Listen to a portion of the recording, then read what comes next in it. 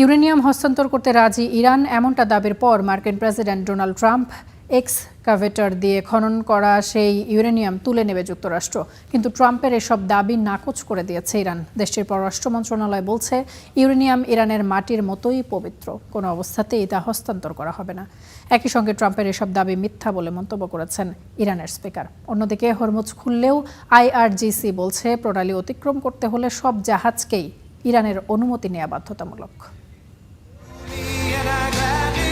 আসন্ন মধ্যবর্তী নির্বাচনের আগে দলের সমর্থন আরও শক্তিশালী করতে টার্নিং পয়েন্ট নামের সমাবেশে মার্কিন প্রেসিডেন্ট ডোনাল্ড ট্রাম্প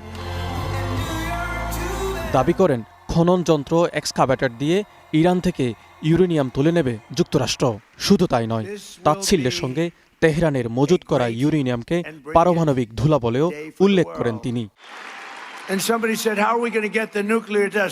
কেউ একজন জিজ্ঞেস করেছিল, আমরা কিভাবে এই পারমাণবিক ধুলা আনব?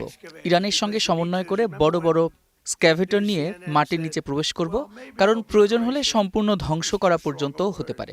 আমাদের এমন সবচেয়ে বড় এক্সক্যাভেটর লাগবে যা আপনি কল্পনাও করতে পারবেন না। আমরা সেখানে যাব এবং ইউরেনিয়াম সংগ্রহের পর তা যুক্তরাষ্ট্রে ফিরিয়ে আনব। তবে ইউরেনিয়াম হস্তান্তরে ট্রাম্পের দাবি উড়িয়ে দিয়েছে তেহরান।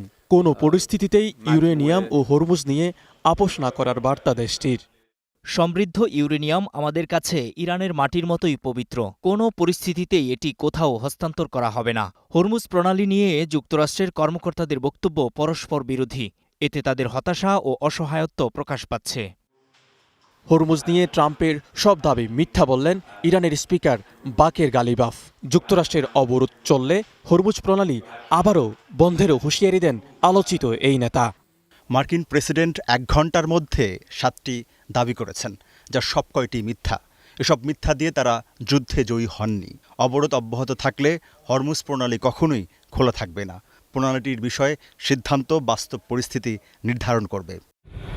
এদিকে IRGCর নেভি কমান্ডো বলছে, হরমুজ প্রণালী পার হতে হলে তাদের কাছ থেকে অনুমতি নিতে হবে।